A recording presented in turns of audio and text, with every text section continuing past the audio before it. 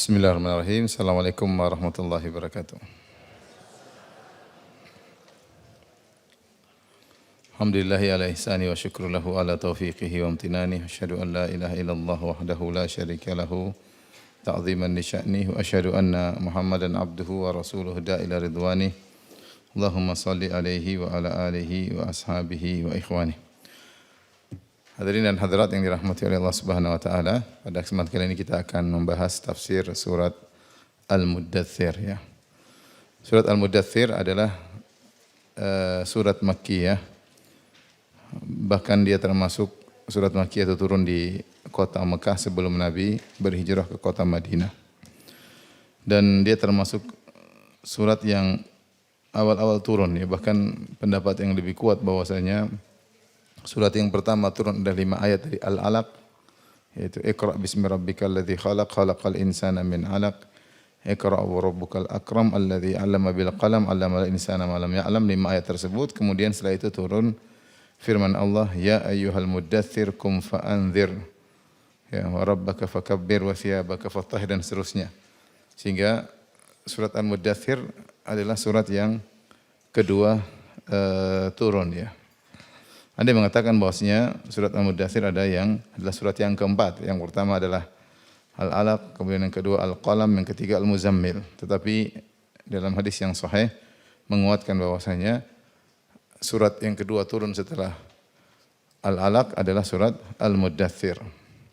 Tapi apa makna Al-Muddatsir? Al-Muddatsir diambil dari kata ad-dithar. Ad-dithar adalah pakaian lapisan kedua yang digunakan oleh seorang. Seorang kalau pakaian pertama disebut dengan asyiar. Syiar seperti kalau kita pakai kaos dalam, itu namanya syiar ya. Lapisan kedua dalam istilah bahasa Arab disebut dengan ad-dithar. Ya, terkadang mereka pakai satu lapisan, kemudian pakai lapisan kedua. Lapisan kedua bisa jadi selimut. Bisa jadi apa? Selimut. Tapi mereka dulu mungkin tidak ada kaos dalam ya. Artinya intinya tapi ad-dithar adalah pakaian kedua, lapisan kedua, entah pakaian, entah selimut, bisa dikatakan dengan ad-dithar. Kadang mereka pakai baju double pertama, kemudian baju yang kedua. Dan Rasulullah SAW pernah memuji kaum Ansar dengan berkata, al-ansaru syiarun wan nasu ditharun. Kata Nabi SAW, kaum Ansar adalah syiar, yaitu pakaian lapisan pertama, dan orang-orang yang selain Ansar adalah dithar, yaitu pakaian yang kedua bagi Nabi SAW. Artinya kaum Ansar dikatakan syiar oleh Nabi SAW karena mereka adalah orang terdekat dengan Nabi. Seakan-akan mereka adalah lapisan pertama dari baju Nabi SAW yang banyak mengetahui tentang rahasia-rahasia Nabi dan begitu dekatnya dengan Nabi karena syiar adalah pakaian yang langsung melekat pada tubuh. Adapun ad-dithar yaitu pakaian yang kedua ya. Makanya Rasulullah SAW berkata, walau anna an-nasa istaqbalu wadiyan aw syi'ban wastaqbalatil ansar wadiyan lasaraktu wadiyal ansar. Kalau orang-orang berjalan melewati sebuah lembah atau melewati jalan-jalan di sekitar gunung, kemudian kaum Ansar melewati satu lembah tertentu, maka aku akan melewati lembah yang ditempuh oleh kaum Ansar. Walau lal hijratu lakuntu imra'an minal ansar. Sungguhnya kalau bukan karena hijrah, tentu saya bagian dari kaum Ansar. Tapi saya bukan kaum Ansar karena saya berhijrah dari Mekah menuju Madinah. Ini menunjukkan kedekatan kaum Ansar kepada Nabi, dan Nabi menamakan mereka dengan syiar. Syiar itu pakaian pertama yang melekat langsung ke tubuh karena kedekatan kaum Ansar kepada Nabi SAW. Intinya banyak ulama menafsirkan Al-Muddatsir maksudnya orang yang berselimut. Orang yang berselimut, itu lapisan kedua pakaian yang dipakai oleh seorang yang sedang tidur ya. Orang yang sedang tidur. Biasanya orang mau tidur dia lepas bajunya semua, tinggal mungkin baju pertamanya, kemudian dia pakai apa? Selimut. Lapisan keduanya langsung selimut. Maka Allah Subhanahu wa taala berfirman, ya ayyuhal muddatsir, wahai orang yang sedang berselimut ya. Dan ini merupakan panggilan al-mulatafah, yaitu panggilan kelembutan dari Allah kepada Nabi sallallahu alaihi wasallam. Allah tidak mengatakan ya Muhammad. Ya Muhammad, tapi Allah memanggil Nabi dengan sifat yang sedang dilakukan oleh Nabi, itu Nabi sedang berselimut ya. Dan ini dalam uslub atau metode bahasa Arab adalah menunjukkan kelembutan ya. Seperti ketika Nabi SAW memanggil Ali bin Abi Thalib dengan Abu Turab. Abu Turab itu orang yang sedang dipenuhi dengan tanah. Abu Turab ya. Ketika sebagaimana kisah yang masyhur ketika Ali bin Abi Thalib bertengkar dengan Fatimah radhiyallahu taala anha, akhirnya Ali bin Abi Thalib pergi meninggalkan rumah dan dia tidur di masjid. Ketika itu Nabi SAW datang di siang hari, masuk ke rumah Fatimah, ternyata tidak ada suaminya. Rasulullah SAW tahu ini pasti ada sesuatu. Karena ini waktu tidur siang atau waktu suami sedang di rumah. Tapi kenapa suaminya sedang tidak di rumah? Maka Rasulullah berkata, Aina ibnu akhik, mana suamimu, mana kerabatmu yang juga merupakan suamimu yang juga merupakan kerabatmu, wahai Fatimah. Maka Fatimah berkata, kana baini wa bainahu syai'. Tadi ada masalah antara aku dengan dia, maka dia pun keluar marah. Walam yaqil indi, dan dia tidak tidur siang di rumahku. Maka Rasulullah SAW pun nyuruh orang untuk cari di mana Ali bin Abi Thalib.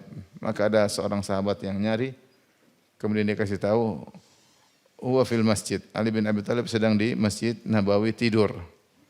Maka Rasulullah SAW pun pergi ke masjid.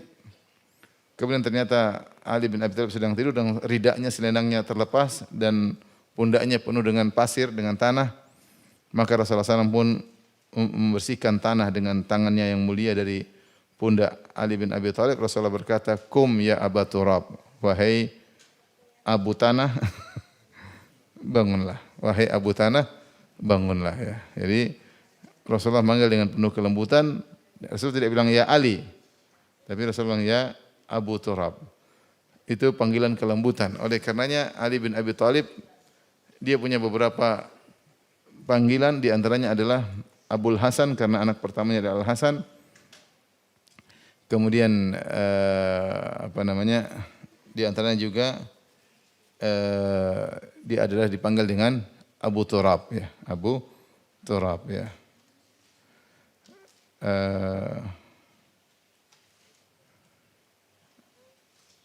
Dipanggil dengan Abu Turab, dan dia yang paling suka dipanggil dengan Abu Turab. Ali bin Abi Thalib paling suka kalau dipanggil dengan apa?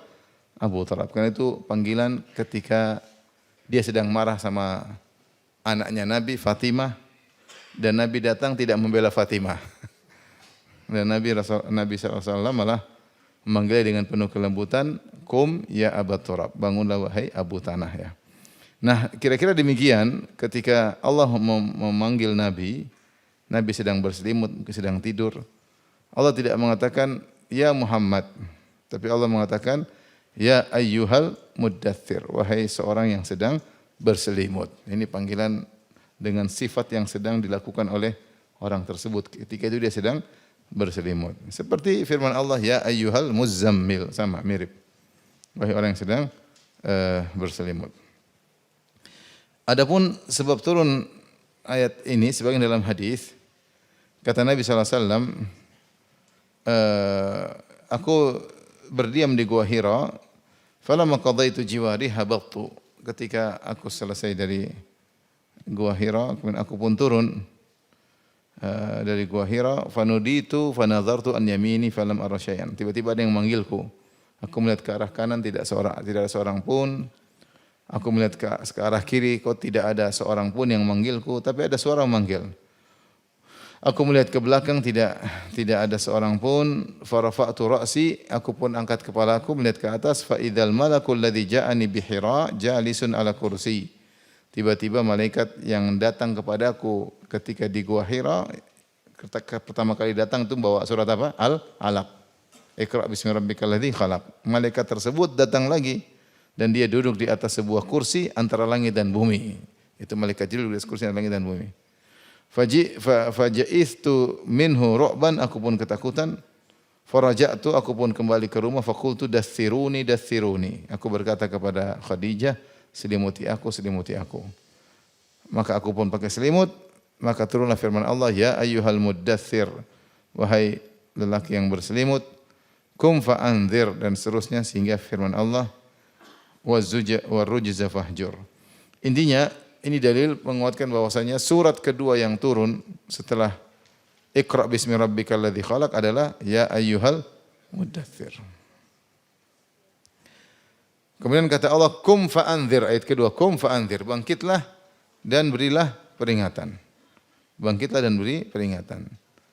Rasulullah disuruh bangkit dan memberi peringatan. Ya. Dan ini tugas yang sangat berat. Ya. Tugas yang sangat berat untuk berdakwah.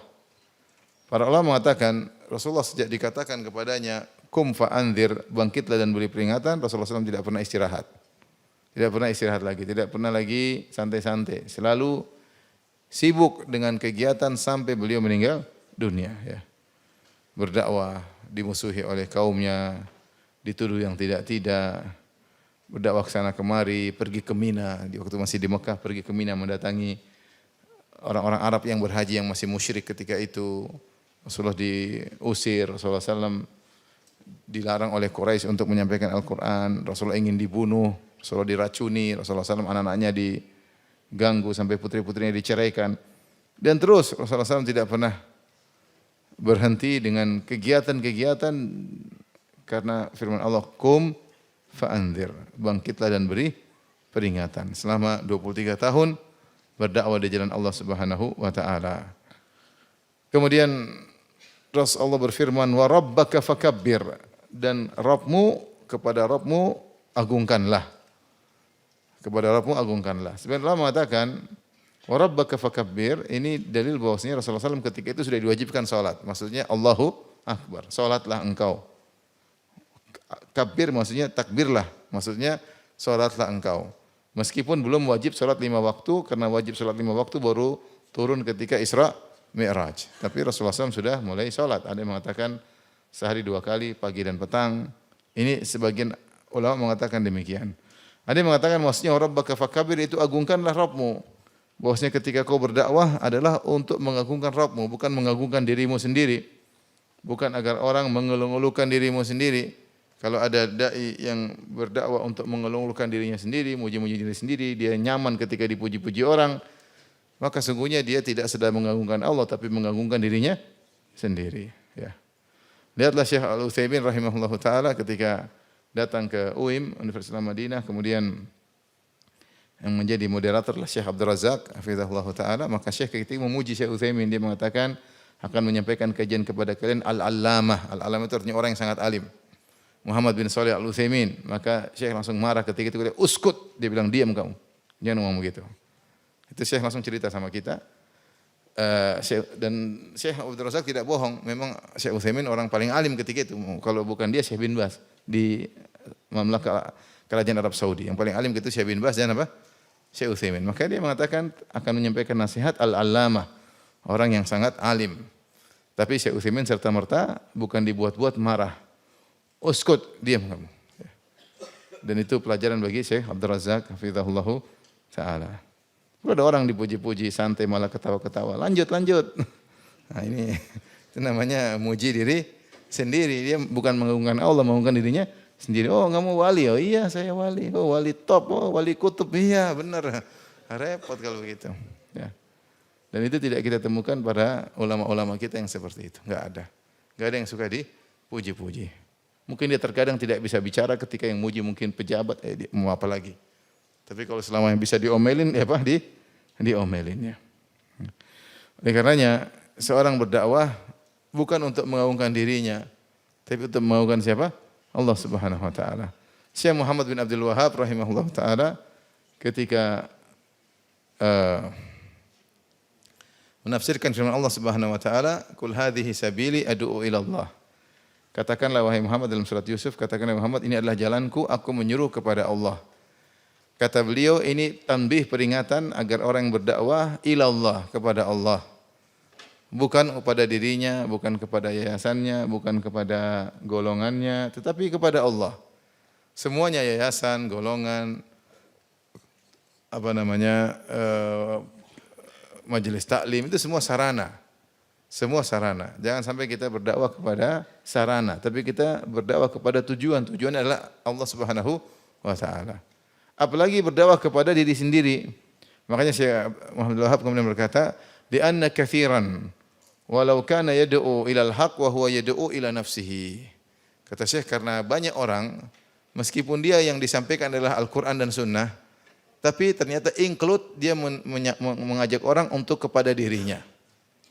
Meskipun yang disampaikan Al-Quran dan Sunnah, tapi ternyata dia juga menyuruh orang untuk kepada dirinya. Maka dia yang mau dinomorsatukan, dia yang mau dibenarkan, dia yang mau diagungkan. Kalau kepada yang lain dia tidak suka, kalau kepada intinya dia jelas sekali nampak dia yang ingin dia sendirian. Sehingga dia tidak nyaman ketika ada orang-orang lain yang berdakwah misalnya. Jadi ini menimpa sebagian dai tidak suka orang lain maju. Padahal kalau kita mau berpikir tulus, semakin banyak dai kita semakin nyaman. Kenapa tugas kita semakin berkurang? Kita mau bilang di Jakarta saja manusia begitu banyak. Ya. Antum cuma berapa ekor di sini? Berapa ekor? Berapa orang? Cuma sedikit yang hadir. Sedikit manusia juta-juta di sini. Dai banyak pun tidak ada masalah ya. Karena masih banyak yang harus apa? Yang harus didakwahi. Kalau kita ini cuma berapa yang hadir ya. Yang lain kesana silakan. Yang penting benar. Kalau kita nggak suka rame-rame tapi ternyata nggak benar itu yang kita tidak suka. Jadi Allah berfirman, wa rabbaka fakabbir, di antaranya peringatan bagi kita bahwasanya kalau berdakwah adalah untuk mengagungkan Allah Subhanahu wa taala. Kemudian Allah berfirman wa thiyabaka fatahhir, dan bersihkanlah pakaianmu. Di sini bisa diartikan dengan makna hakiki dan makna majazi. Kalau makna hakiki maksudnya pakaian benar-benar dibersihkan sebagai syarat sah untuk salat. Syarat sah untuk salat di antaranya tubuh bersih dari najis dan hadas, dan juga pakaian bersih dari apa? Najis. Karena Rasulullah SAW disuruh untuk salat, maka bersihkan pakaian sebelum apa? Sebelum salat ya. Karena kita tahu tidak boleh seorang salat di pakaian yang najis. Adapun makna majazi, maksud dari wasiyabaka fatahhir, pakaianmu bersihkanlah, maksudnya bersihkanlah akhlakmu, bersihkanlah akhlakmu. Dulu orang Arab kalau mengatakan ada orang yang buruk dikatakan thiyabuhu najis. Pakaiannya najis, maksudnya dia itu bergelimang dengan akhlak yang buruk. Dia pendusta, tukang tipu, dia inilah sombong dan macam-macam, maka dikatakan thiyabuhu najis, pakaiannya najis. Maka kalau tafsir kedua wasiyabaka fatahhir, maksudnya bersihkanlah pakaianmu, maksudnya sucikanlah akhlakmu, ya, ikhlaskanlah amalmu, ya. Kemudian jauhkanlah dirimu dari perbuatan-perbuatan yang kotor ya. Perbuatan-perbuatan yang kotor. Kemudian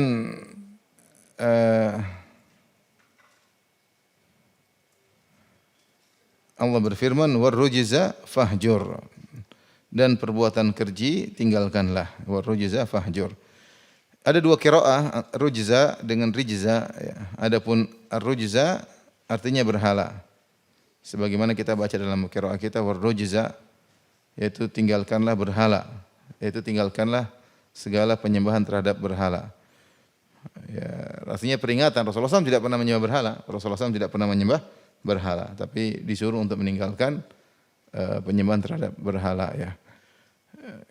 Karena sesuatu kalau sudah dilakukan oleh seorang kemudian masih diperintahkan lagi, berarti maksudnya istiqamah. Maksudnya apa?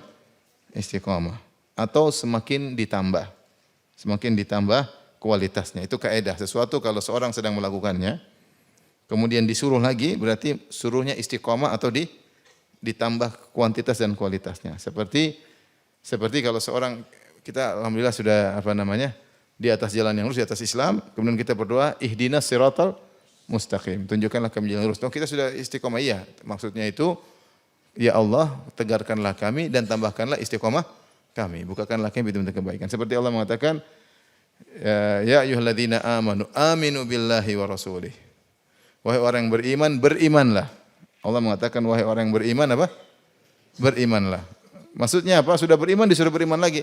Maksudnya sudah beriman, istiqomah di atas imanmu, atau tambahlah lagi apa?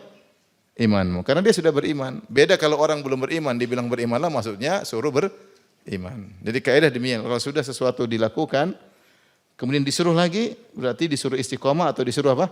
Nambah. Seperti antum lagi makan. Sih lagi makan ini. Maksudnya istiqomah dalam makan. Atau tambah lagi makannya, ya paham? Nah, Rasulullah ketika dikatakan oleh Allah warrujza fahjur, tinggalkanlah berhala, bukan berarti Rasulullah SAW sedang apa? Sedang menyembah berhala. Tidak, Rasulullah tidak pernah menyembah berhala. Ini termasuk hunafa atau ahnaf.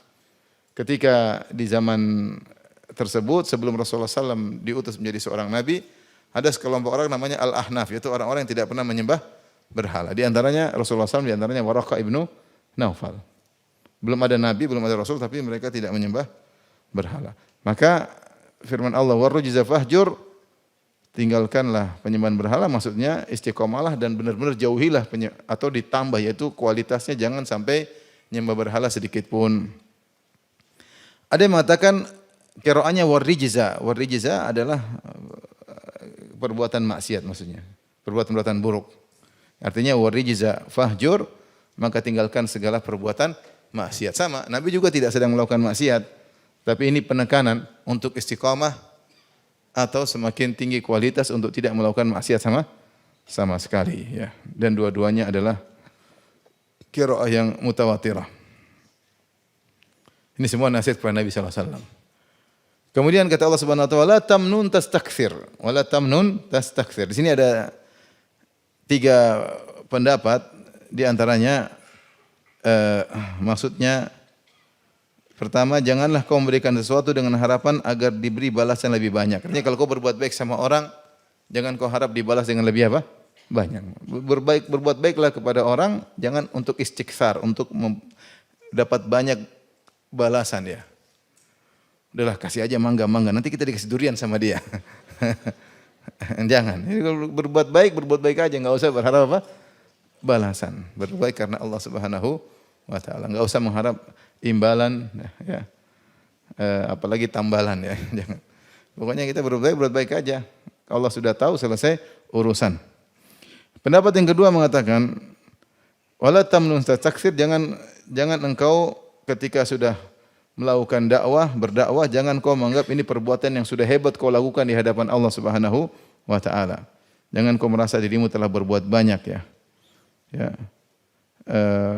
Apapun kebaikan yang kau lakukan, jangan kau merasa itu sudah mentang-mentang di hadapan Allah, kau merasa sudah melakukan satu yang banyak. Jangan. Karena kita ini mau melakukan kebaikan apapun, tetap saja kita tidak pandai bersyukur kepada Allah Subhanahu wa taala. Terlalu banyak nikmat yang Allah berikan kepada kita. Kita mau salat malam sebulan pun tidak bisa membalas kebaikan-kebaikan yang Allah berikan kepada kita. Apapun dakwah yang kau lakukan, kau berdakwah setiap hari selama puluhan tahun pun kau jangan merasa dirimu telah hebat. Ya.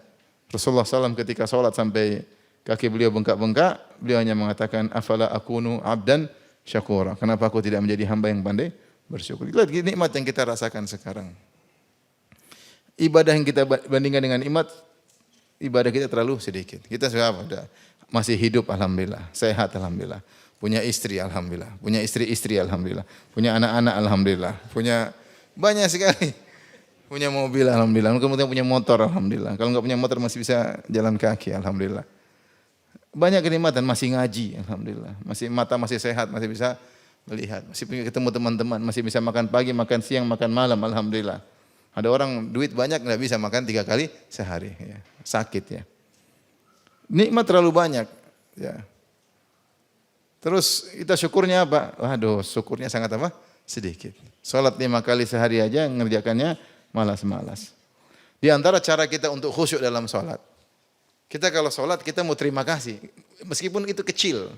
Kita kalau ada bos kasih kita uang sebulan 30 juta saja. Kalau dipanggil kita siap enggak? Siap, jam 2 malam. Siap bos. Lagi tidur? Enggak, padahal lagi tidur. Enggak, kenapa? Gaji 30 juta per bulan. Dan kelapar, siap bos, siap. Masya Allah. Nah kalau kita berhadapan dengan Allah, kita, ya Allah. Di antara cara, maksudnya di antara trik untuk kita khusyuk, terlalu banyak nikmat yang Allah berikan pada kita. Maka kita pun sholat dengan berterima kasih. Sebagaimana Nabi mengatakan, afala akunu abdan syakura. Kenapa aku tidak menjadi hamba yang bersyukur? Taib, ini tafsir yang kedua. Kalau kau melakukan kebaikan apapun, mau dakwah, mau apapun, jangan kau merasa sudah melakukan sesuatu yang banyak. Tetap tawadhu, tetap merendah diri. Tetap kau tidak bisa membalas kebaikan Allah sebagaimana mestinya. Dan ini benar-benar dicamkan oleh Nabi Shallallahu Alaihi Wasallam. Rasulullah tidak pernah sombong sama sekali, tidak pernah mentang-mentang sama sekali. Selalu tunduk ke hadapan Allah Subhanahu Wa Taala, tidak pernah merasa melakukan yang banyak di hadapan Allah Subhanahu Wa Taala. Sampai di penghujung dia berdakwah 23 tahun, ya Allah tetap mengatakan, ya wasabbih bihamdi rabbika wastaghfirhu. Ya, Allah suruh bertasbih dan beristighfar. Ya. Rasulullah SAW justru di akhir hayatnya banyak istighfar. Sehingga beliau ruku dan sujud berdoa, subhanakallahumma rabbana wa bihamdika Allahumma ufirli. Rasulullah SAW banyak bertasbih dan beristighfar. Bahkan ketika beliau menaklukkan kota Mekah, beliau sampai disebut dalam riwayat, beliau sampai masuk di dalam kota Mekah dengan menundukkan dagu beliau sampai hampir dagu beliau mengenai pelana onta beliau, ya. Yang menunjukkan beliau tidak mentang-mentang, wah sekarang saya mengalahkan kota Mekah, mana kalian yang dulu yang usir saya 8 tahun lalu, sini kumpul semua, tidak ada. Rasulullah SAW dengan penuh tawadhu, ya. Kemudian berjalan menuju masuk dalam kota Mekah, tidak ada kesombongan sedikit pun. Kemudian habis beliau sholat 8 rakaat sebagai bentuk syukur kepada Allah Subhanahu Wa Taala. Wala tamnun tastakthir. Maka antum itu kalau kita kalau melakukan kebaikan jangan merasa apa? Banyak. Baru nyumbang 1 juta saja sudah udah banyak nih, banyak apa? Itu teman kita puluhan miliar tidak merasa banyak. Ente baru 1 juta sudah merasa banyak. Itu pun setengah mati ngeluarin 1 juta. Yang ketiga tafsir tamnun maksudnya tadhkirul mun'am alaihi bi in'amihi. Yaitu kalau kau buat baik sama orang, jangan kau ingatkan orang, itu alman, jangan kau ingatkan orang yang kau baiki dengan kebaikanmu. Dulu siapa yang bantu kamu dulu? Dulu waktu kau kurus siapa yang kasih makan kamu?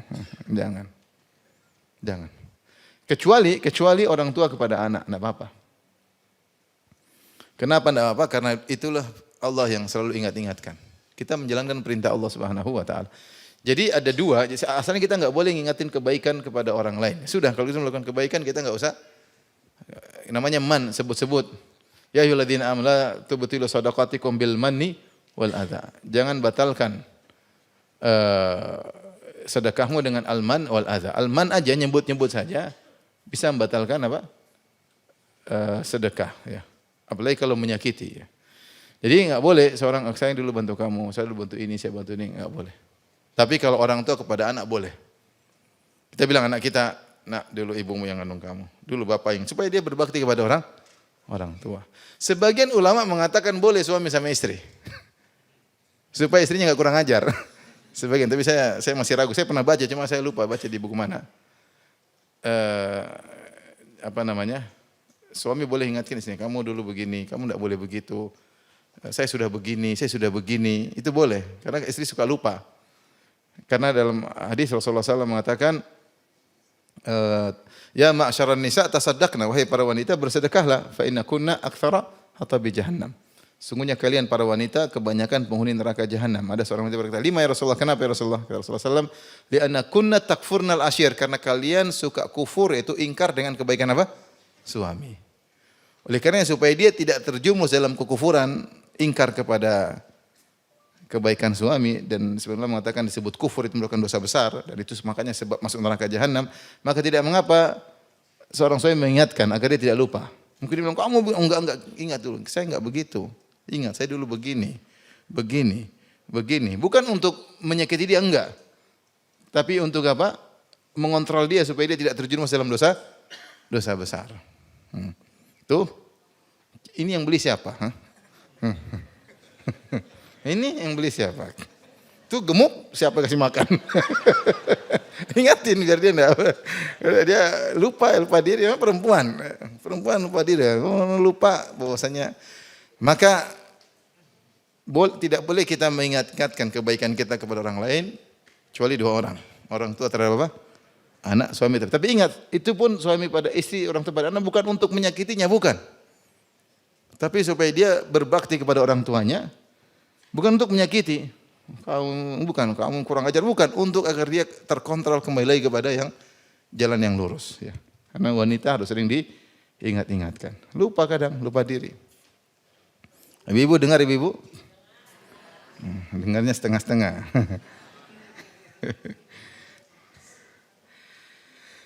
Kemudian kata Allah Subhanahu wa taala, "Wa li rabbika fasbir." Dan bersabarlah untuk Rabbmu, ya. Maka seorang kalau untuk bisa bersabar dia ingat Allah Subhanahu wa taala. Karena Allah dia bisa bersabar, ya. Karena Allah dia bisa bersabar. Dia berdakwah dicaci maki, ya karena Allah. Maka saya bersabar, ya. Jadi bersabarlah karena apa? Karena Allah. Jangan bersabar bukan karena Allah. Ada orang bersabar tidak ikhlas. Bersabar supaya, aduh nanti kalau saya enggak sabar saya lebih parah nanti. Itu namanya yang bukan karena Allah. Tapi dia bersabar karena pertimbangan duniawi saja. Itu boleh, cuma tidak dapat apa? Pahala. Apalagi bersabar supaya dikatakan penyabar, wah iya ria. Bersabar supaya wah orang ini Masya Allah, Ustadz ini sabar sekali. Bersabar supaya dikatakan, bersabar berarti dia bersabar karena manusia, bukan karena Allah. Oleh karena seorang ketika bersabar, dia bersabar karena Allah. Kalau dia bersabar karena Allah, dia bisa jalanin, alhamdulillah. Ya. Bisa jalankan menghadapi berbagai macam ujian, dia sabar karena Allah. Inilah konsekuensi dari dakwah, pasti ada gangguan. Konsekuensi rumah tangga, pasti ada masalah rumah tangga. Bersabar karena Allah, tidak usah emosi-emosi. Dan kita bersabar juga, yang bisa bikin kita sabar juga Allah. Wasbir wa ma sabruka illa billah. Bersabarlah dan tidak bisa kau bersabar kecuali karena Allah. Isyarat dari Allah Subhanahu wa taala bahwasanya kau akan menghadapi berbagai macam ujian wahai Muhammad. Karena kau akan berdakwah, kau akan melarang orang dari perbuatan kemungkaran, kau pasti diganggu. Ya. Makanya Allah berfirman wa tawasau bil haqq wa tawasau bis sabar. Saling berwasiat dalam kebaikan. Kalau sudah saling berwasiat dalam kebaikan pasti diganggu. Makanya setelah itu wa tawasau bis sabar. Saling berwasiat untuk sabar. Ketika Luqman menasihati anaknya, Luqman berkata, "Ya bunayya aqimis salata wa'mur bil ma'ruf wanha 'anil munkar wasbir 'ala ma asabak. Inna dzalika min azmil umur." Wahai putraku, dirikanlah salat, perintah kepada yang ma'ruf, laranglah kemungkaran. Kalau kau sudah memerintah kepada yang ma'ruf, melarang kepada kemungkaran, maka bersabarlah. Bersabar. Itu konsekuensi dari dakwah. Kenapa kau harus bersabar? Karena kau kalau mengingkari kemungkaran, kau akan menghalangi orang dari kenyamanannya. Sekarang orang banyak nyaman. Nyaman dengan ribanya, nyaman dengan musiknya, nyaman dengan nyanyinya, nyaman dengan nyaman. Gue bilang enggak boleh, jadi enggak nyaman enggak? Jadi enggak nyaman. Musik haram, musik haram. Jadi enggak nyaman. Dia nyaman pergi ke kuburan, minta-minta di kuburan, dia bilang enggak boleh minta-minta di kuburan. Dia enggak nyaman. Dia nyaman pakai jimat, dia merasa aman di mana-mana, kita tegur, dia merasa enggak nyaman. Kita buat orang banyak tidak nyaman, pasti kita disakiti, diganggu. Nah sebagian dai pengin dia nyaman juga sama yang lain. Dia pengin berdakwah tapi semua juga nyaman. Lihat orang melakukan kesyirikan, enggak diganggu, enggak ditegur. Lihat orang musik-musikan, oh enggak apa-apa boleh, lanjut. Lihat orang zikir sambil joget-joget, dia enggak tegur karena dia enggak mau ganggu kenyamanan apa? Mereka. Dia juga nyaman. Tapi urusan tanggung jawab di hadapan Allah Subhanahu wa taala. Dia tahu itu enggak benar tapi dia enggak mau tegur. Urusannya di hadapan Allah Subhanahu wa taala. Sampai saya dapati seorang dai pergi ke gereja, kemudian dia ceramah. Dia membuat nyaman orang di gereja. Dia bilang, "Oh, tenang, dulu kita juga ada inilah membantu para pendeta yang ingin berdakwah, disiapin kapal zaman dulu." Jadi orang yang di depan merasa nyaman. Seharusnya kesempatan kita dengan kata-kata yang halus, kita harus menjelaskan bahwasanya apa yang mereka lakukan adalah apa? Kesyirikan. Tidak harus keras-keras, tidak harus teriak-teriak, tapi jangan buat orang di depan kita merasa nyaman dengan maksiat yang sedang dia lakukan. Jangan. Sehingga misalnya ada dai berceramah depan orang, akhirnya orang kafir juga, oh ya, saya takjub dengan ustadz ini, Masya Allah ya. Dia merasa nyaman karena tidak disinggung. Apakah sudah berhasil dakwah seperti itu? Itu bukan enggak benar seperti itu. Nabi dulu kirim surat kepada Heraklius, bikin dia tidak nyaman. Aslim taslam, masuk Islam baru selamat. Wa in tawallait, kalau kau tidak nurut, fa innama alaika itsmal arisin, kau akan tanggung dosa rakyatmu. Nyaman atau tidak ini? Enggak nyaman. Tapi itulah tugas dakwah. Kalau orang mau dakwah, ya kita kan tugasnya menyampaikan. Kita toleransi, tapi tugas kita kalau dakwah, kita dakwah. Yang kita bilang, oh kita semua benar, kita semua masuk surga. Itu namanya enggak benar. Kita membuat nyaman orang yang bermaksiat. Ya. Apalagi kita cuma ketemu dia cuma sekali aja, repot. Kalau masih ketemu lagi mungkin ada tahapan kedua. Tapi kalau ketemu langsung kita buat dia nyaman, dia merasa nyaman dengan kemaksiatannya, repot seperti itu. Tentu bukan dengan kata-kata kasar, dengan kata-kata halus, dengan analogi, dengan diskusi. Tapi jangan dia merasa nyaman di atas maksiat yang dia lakukan. Nah, kalau ingin selamat ya seperti itu caranya. Mana-mana, muji sana, muji sini. Ada orang yang bilang Nabi keluar dari kuburan, kemudian cium lutut Nabi SAW. Kemudian kita datang, oh memang ini hebat. Dia tahu orang ini bilang Nabi keluar cium lututnya. Paling tidak harus ada kritikan. Ya mungkin ada kebaikan, tapi dia dalam perkataan ini salah. Bukan membuat orang semakin nyaman dengan akidah seperti itu. Bilang Nabi SAW keluar, cium lutut dia. Ya dia siapa? Nabi kita, orang termulia di alam semesta. Kemudian keluar cium lutut dia, Allahu Akbar. Ini menghina Nabi kita. Menghina, konsekuensinya menghina apa Nabi? Nabi kita. Nabi cium lutut dia. Bukan kamu yang cium lutut Nabi. Nabi cium lutut dia. Tapi orang ketutup. Gimana Nabi kamu dibilang cium lutut orang? Ini orang hebat kayak apa? Sampai lututnya dicium oleh siapa? Rasulullah sallallahu alaihi wasallam. Oleh karenanya, kalau sudah beramar ma'ruf nahi mungkar, pasti kita membuat orang tidak nyaman. Tapi sabar ya. Tentu kita dengan hikmat, dengan dengan kelembutan, dan itu hukum asal dalam berdakwah. Tetapi jangan kita membenarkan, namanya mudahanah, membenarkan kesalahan orang. Ya. Jangan. Misalnya ada orang kita dakwah, dia merokok depan kita. Ya udah kita memang sabar. Kita bicara syirik, dia merokok kita sabar aja. Tapi jangan kita bilang, masya Allah rokoknya bagus ya. Saya juga suka rokok itu namanya mudahanah. Kita tidak membahas rokok ketika itu, karena ada yang lebih penting untuk apa dibahas. Tapi jangan kita mengesankan rokok itu apa? Benar. Atau kita dakwahi orang lagi musik-musik. Masya Allah, sini coba gitarnya. Ini kurang bagus ini, setelannya kurang pas. Dia semakin, berarti saya benar main musik. Enggak, jangan begitu. Mungkin kita tidak bahas musik, enggak apa-apa, kita bahas syirik yang lain lebih penting. Tapi jangan mengesankan apa yang dilakukan itu sudah sebenarnya. Itu namanya mudahanah. Mudahanah, enggak boleh. Kalau mudarat boleh. Baik.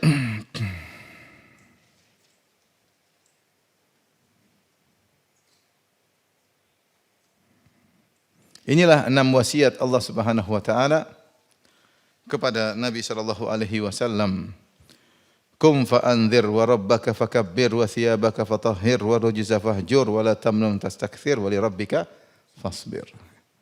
Bangkit dan berilah peringatan, agungkanlah Rabbmu, bersihkanlah pakaianmu, tinggalkanlah penyembahan terhadap berhala. Kalau berbuat baik jangan merasa banyak, dan bersabarlah untuk apa? Rabbmu, demi Rabbmu. Sungguhnya ini 6 pondasi buat Nabi SAW, karena setelah ini dia akan menghadapi banyak sekali ujian. Dia harus istiqomah di atas 6 perkara ini. Ujian yang tiada hentinya sampai beliau dipanggil oleh Allah Subhanahu wa taala.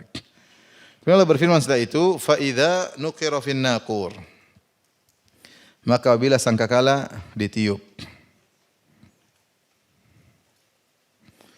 Kita tahu bahwasanya sangkakala ditiup ada khilaf di kalangan para ulama, namun pendapat yang ada yang mengatakan 3, ada yang mengatakan 2 ya.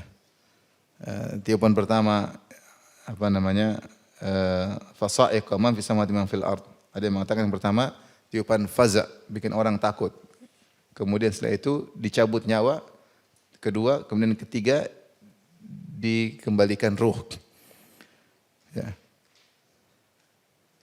Wa nufikha fis sur fa fazi'a man fis samawati. Dalam sebagian ayat ditiupkan sangkala maka orang-orang pun ketakutan. Tapi dalam ayat yang lain wa nufikha fis suri fasa'iqa man fis samawati man fil ardi illa man syaa Allah thumma nufikha fihi ukhra. Dalam ayat yang seperti dalam surat Az-Zumar, ditiupkan sangkakala yang pertama maka orang semua mati, kemudian ditiup sangkakala kedua maka orang bangkit. Ada yang mengatakan dua, ada yang mengatakan tiga. Ada yang mengatakan tiga. Pertama, tiupan menimbulkan ketakutan luar biasa.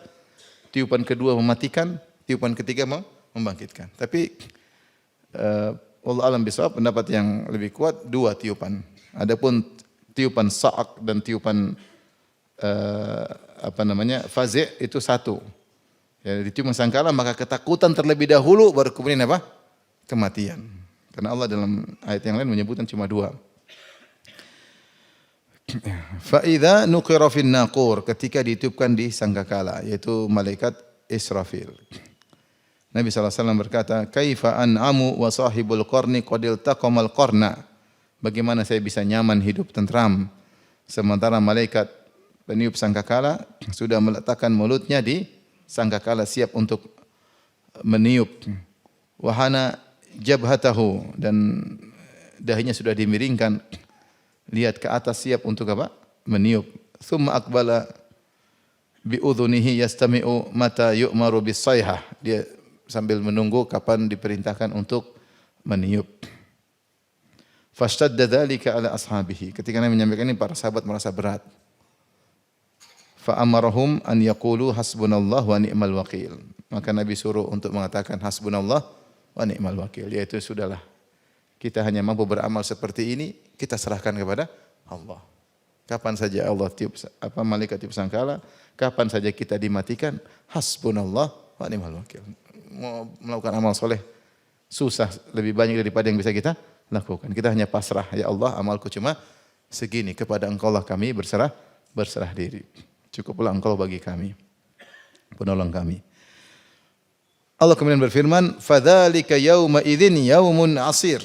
Yaumun asir, dan maka hari itu adalah hari yang berat. Ya, hari yang berat. Alal kafirina ghairu yasir, dan bagi orang-orang kafir tidaklah mudah. Hari tersebut Allah sifati pertama yaumun asir, berat. Ini menunjukkan berat bagi semuanya. Karena hari tersebut hari yang berat dibangkitkan, hari yang mengerikan. Ya. Bahkan berat bagi para nabi, berat bagi para nabi. Oleh karenanya ketika orang-orang minta untuk diberi syafaat, semua nabi menolak. Apa kata Nabi Adam alaihissalam? Inna Rabbi qad ghadiba al-yawma ghadaban lam yaghdab qablahu mithlahu wala ba'dahu. Wa innahu qad nahani. Sungguhnya Rabbku hari ini murka dengan kemurkaan yang tidak pernah Allah murka sebelumnya seperti ini dan sudahnya seperti ini, dan dia telah melarang aku dari sebuah perkara dan aku melanggarnya. Kemudian Nabi Adam berkata, nafsi nafsi, jiwaku juga butuh syafaat, bukan sendiri-sendiri, bukan artinya masing-masing. Sebagian orang menafsirkan nafsi-nafsi masing-masing, kurang tepat. Maksudnya jiwaku juga butuh apa? Butuh ditolong. Jiwaku juga butuh syafaat. Idhabu ila ghairi, pergilah kepada selainku. Semuanya berat, semuanya takut. Semuanya takut. Jadi Allah mensifati hari tersebut dengan yaumun hasir, hari yang berat. Namun setelah itu ada kabar gembira, kata Allah, alal kafirina ghairu yasir. Bagi orang kafir tidak mudah. Mafhum mukhalafahnya berarti bagi orang beriman mudah. Ini maksudnya ada tarhib, ada targhib ya. Benar hari tersebut berat dan kita semua akan merasa berat. Jangan kita para nabi juga berat, tapi setelah itu akan ada apa? Kemudahan. Karena kesulitan yang terus-menerus hanya dialami oleh orang kafir. Kata Allah, alal kafirina ghairu yasir. Bagi orang kafir tidaklah ringan. Berarti bagi orang beriman apa? Ringan. Meskipun berat tapi bagi orang beriman ada keringanan. Setelah itu Allah Subhanahu wa taala bercerita tentang Al-Walid bin Al-Mughirah. Dzarni wa man khalaqatu wahida, ya. Tapi kita tunda pertemuan berikutnya. Sudah ya, jangan banyak-banyak, nanti antum enggak masuk ya. Sedikit-sedikit aja. Yang penting diamalkan meskipun apa? Sedikit. Taib, ada yang bertanya, saya persilahkan. Ya. Wallahu ta'ala alam. Karena sudah masuk paragraf baru dan demikian dalam Al-Quran terkadang masuk paragraf baru panjang. Jadi kita tunda saja pada pertemuan berikutnya insyaallah ta'ala. Ada yang bertanya, saya persilahkan. Assalamualaikum warahmatullahi wabarakatuh. Waalaikumsalam warahmatullahi wabarakatuh. Jazakallah Ustaz atas pemaparannya. Izin Ana bertanya Ustaz terkait masalah dakwah tadi Ustaz. Terkadang saat misalnya melihat kemungkaran di sekitar kita, terutama sebenarnya di keluarga, ada kekhawatiran saya mikirnya, oh takutnya nanti kalau keluarga langsung Yang mau langsung? Saya langsung. Ya, jika saya langsung misalkan ingatkan ke keluarga, takutnya malah makin menjauh gitu Ustadz. Jadi izin tanya Ustadz bagaimana sikapnya kita dalam, kadang-kadang keluarga kita masih awam, masih jauh banget dari Islam gitu. Tapi untuk hal-hal yang cukup spesifik takutnya kalau kita dakwaan sekarang takutnya malah tambah jauh gitu Ustadz. Jazakallah Ustadz. Bernahi mungkar disyaratkan mendatangkan kemaslahatan. Ada 3 kemungkinan kalau kita bernahi mungkar. Yang pertama, kemungkaran tersebut hilang. Yang kedua, kemungkaran tersebut berkurang. Yang ketiga, atau yang ada keempat. Yang ketiga, sama saja, ya, tidak ada perubahan. Yang keempat, lebih parah. Jadi ada secara akli ada 4. Yang pertama kalau kita ingkari kemungkaran tersebut apa? Hilang. Yang kedua berkurang. Yang ketiga tidak berubah sama saja, dibilang enggak bilang sama saja. Yang keempat semakin apa? Semakin parah. Kalau kita mengingkari kemungkaran semakin parah, maka tidak boleh kita bernahi mungkar. Kalau ternyata sama saja, maka ini mahal ijtihad. Oke atau tidak? Karena kita juga ditugaskan untuk menyampaikan dalil. Mungkin dia tidak terima sekarang, suatu saat dia akan apa? Terima. Ma'dziratan ila rabbikum. Ya, sebagai uzur di hadapan Rabb bahwa saya sudah menasehati. Dan bisa jadi dia dapat hidayah di kemudian hari, bisa jadi. Seperti Rasulullah SAW ketika bertemu dengan Suaid bin Samit dari penduduk kota Madinah. Rasulullah SAW mendakwahi dia. Kemudian dia mengatakan, saya punya sesuatu yang seperti Al-Quran. Apa itu? Hikmatul Luqman. Maka dia bacakan perkataan Luqman Al-Hakim. Kemudian Rasulullah SAW mengatakan, ini hadalah kalamun hasan, walladhi indi khairun minhu. Ini bagus, tapi yang saya bawa lebih baik daripada itu. Kemudian Rasulullah SAW membaca Al-Quran, dia tidak beriman ketika itu. Dia tidak beriman. Kemudian dia pulang, terjadi peperangan di antara perang saudara di antara kaum Ansar, kemudian dia meninggal dalam kondisi beriman. Jadi orang terkadang beriman belakangan. Yang penting kita sampaikan dulu. Orang main musik, musik haram. Oh, haram. Ngawur. Ini bilang ngawur ya, tapi haram ya. Mulai mikir dia. Makanya sekarang banyak yang gelisah. Ketika dengar musik haram, dia mulai gelisah. Dia mulai nanya-nanya kepada ustadz-ustadz atau ulama lain yang menghalalkan. Karena meskipun begitu sudah ada yang menghalalkan, dia masih saja gelisah. Itu tidak. Masih saja gelisah. Ini ustadz gimana? Dia sudah tahu. Sudah ada 10 ustadz bilang halal, tapi dia masih ragu aja. Bagaimana menurut Anda? Kenapa? Dia tidak yakin. Karena dia sudah mendengar ada syubhat dari ustadz-ustadz sunnah bilang bahwasanya musik apa? Haram. Padahal yang bilang musik halal lebih banyak. Tapi dia gelisah. Ya. Kalau dia yakin itu halal, nggak perlu tanya-tanya lagi. Satu saja bilang halal, selesai. Tapi dia gelisah, makanya tanya lagi dari luar negeri, tanya lagi. Nanti dia tanya lagi. Nanti kalau dia bilang haram, kaget lagi. Kenapa? Dia tidak nyaman. Ya. Jadi kita kadang-kadang kita nyampaikan, tidak apa-apa sekedar ma'dziratan ila rabbikum sebagai menegakkan hujah di hadapan Allah. Ya sudah, meskipun dia tidak berubah, biarin aja sampaikan. Tapi kita sampaikan. Kecuali kita yakin kalau kita sampaikan dia lebih parah. Tadinya minum khamar, dia malah bunuh orang. Ya jangan. Jangan. Ya. Jangan. Tapi kalau kita menegur, 2 kemungkinan. Kemungkaran tersebut hilang, maka wajib. Atau kemungkaran tersebut berkurang, maka juga wajib. Maka wajib. Dan tidak mengapa kita bertahap.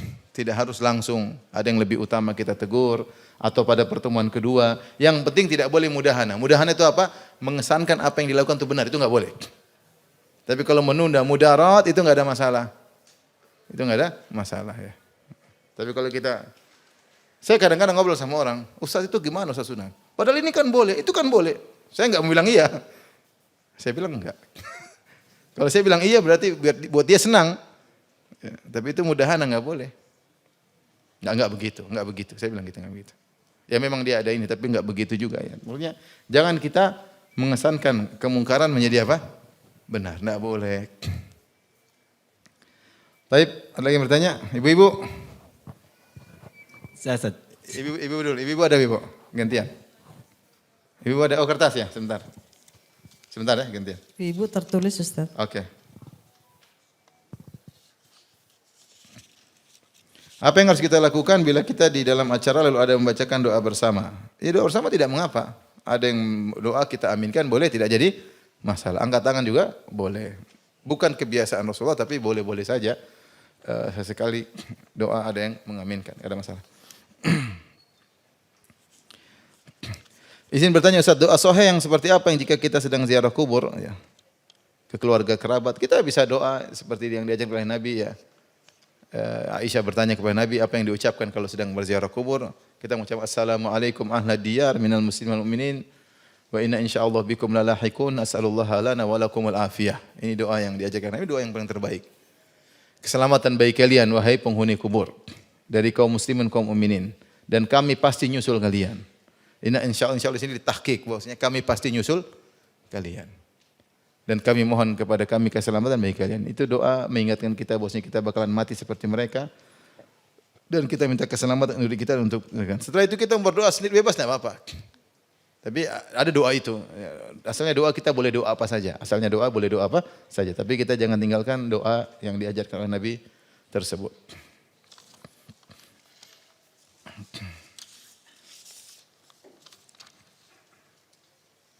Ustaz, bagaimana menghadapi suami yang suka tertutup, tidak suka cerita sehari-harinya? Dan menghadapi suami yang kalau diminta uang untuk pendidikan anak-anak semua sulit. Seperti SPP, uang les dan sebagainya.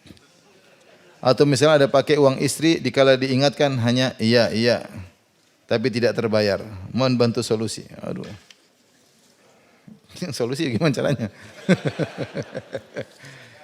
Diskusi sama suami, Mas, kalau uang untuk kebutuhan primer keluarga itu sedekah wajib. Pahalanya besar. Daripada kamu kasih janda Mas, mending buat saya. Ya karena itu pahala. Kita ini kalau mau gampang, mungkin keluar uang namanya manusia ada rasa pelit ya. Cari uang susah. Wa innahu li hubbil khairi lasyadid. Sungguhnya manusia sangat cinta dengan apa? Harta. Tapi kalau dia tahu bahwa ini pahala, mudah kan buat istri, buat anak, buat SPP, semua kebutuhan primer bagi anak-anak. Harus sekolah, punya kebutuhan, bayar aja. Bayar aja. Dan kita, emang bayar itu bukan buang duit. Bayar dapat apa? Pahala. Kita sedang bersedekah pada tempatnya. Ya. Bersedekah pada tempatnya. Ya. Nah itu sampaikan ke suami seperti itu. Ya. Mudah-mudahan dia paham. Mudah-mudahan dia paham. Mungkin dia merasa kalau keluarkan uang tidak ada pahalanya. Jelaskan apa pahala. Dan kita juga mungkin mulai introspeksi diri. Jangan-jangan ibu terlalu banyak minta. Sedikit minta sehingga suami merasa apa? Berat. Tapi nyan suami istri butuh komunikasi, duduk ngobrol, gimana Mas, gimana gitu. Mas lagi nggak ada uang ya atau gimana? Ngobrol lah. Masa nggak bisa ngobrol sama apa? Suami. Ya, masa nggak bisa ngobrol sama suami. Makanya saya pernah dengar ada ceramah di YouTube mungkin cerita ini sekedar apa namanya? Sekedar ilustrasi saja ya. Ada seorang wanita yang kemudian dia ngeluh kepada seorang tentang suaminya yang susah diomongin, suaminya begini-begini, akhirnya dia bilang, "Sudah, Bu, caranya bagaimana?" Itu ibu kasih makan singa itu. Gimana? Susah, singa mau insyaallah bisa pelan-pelan. Maka bila pertama singa meskipun diikat pun tetap garam kan, ngeri. Maka dia pertama takut, mungkin suara tapi lama-lama dia dekat sampai singa itu kenal sama dia. Sampai dia bisa suapin apa? Singa tersebut. Setelah entah berapa lama, mungkin 2 minggu, sebulan, boleh lapor, saya sudah bisa suapin singa. Lah singa aja bisa apalagi suami.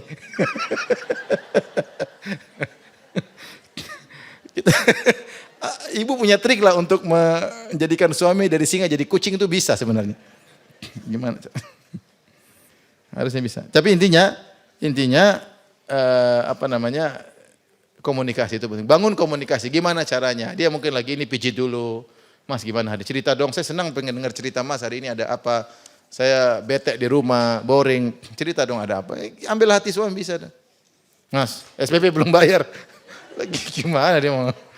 Dia malas dengerin. Dikit-dikit duit.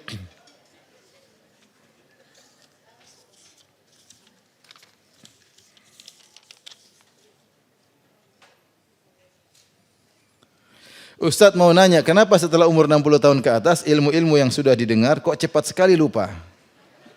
Nah itu namanya faktor usia. Begitulah manusia kalau udah tua semakin apa? Menurun.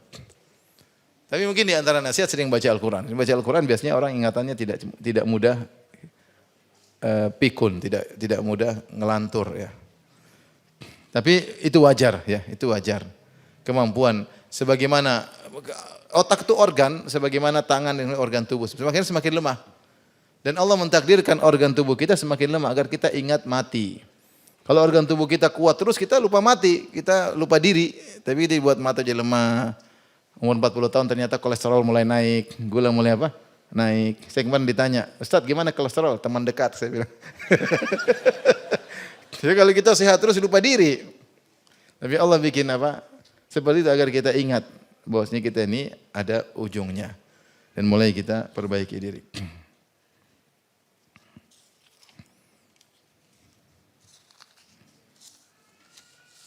Tapi Bapak tadi ada yang bertanya? Ya. Silakan. Maaf Ustaz, terkait dengan ayat 3. Terkadang saya tunanetra selalu dijadikan model. Siapa? Saya tunanetra selalu dijadikan model. Oh. Nah, misalnya baca Quran, oh si itu tunanetra hebat baca Qurannya. Nah ini kan menjadi apa namanya ya? Ria. Menjadi ria gitu kan, menjadi apalah namanya. Bagaimana saya harus sikap dengan itu gitu Ustaz? Siapa yang suka puji-puji itu? Tegur dia. Kalau muji saya jangan di depan saya. Atau jangan jadikan saya apa? Model jangan. Kalaupun ada orang muji kita berdoa ya. Allahumma la tu'akhidni bima yaqulun. Ya Allah jangan kau siksa aku dengan perkataan apa? Mereka ya. Allah maghfir lahum ma la ya'lamun. Allah maghfir lahum ma la ya'lamun. Dan ampunilah mereka atas apa yang mereka tidak ketahui. Sungguhnya kekuranganku masih banyak. Wa ja'alni khairan mimma yadhunnun. Jadikanlah aku yang lebih baik daripada persangkaan mereka. Itu kita ucapkan perlu didengar mereka. Kalau mereka enggak mau dengar, kita dengarkan diri kita sendiri. Ya. Kalau kita dengarkan mereka itu lebih baik ya, karena agar mereka sadar bahwasanya masih banyak kekurangan apa? Kita ya. Ya Allah ampunilah aku atas ucapan apa? Mereka. Kemudian apa? Waghfir lahum ma la ya'lamun. Ampunilah mereka atas ketidaktahuan mereka dengan kekuranganku, dengan hakikat diriku. Dan jadikanlah aku lebih baik daripada apa yang mereka persangkakan.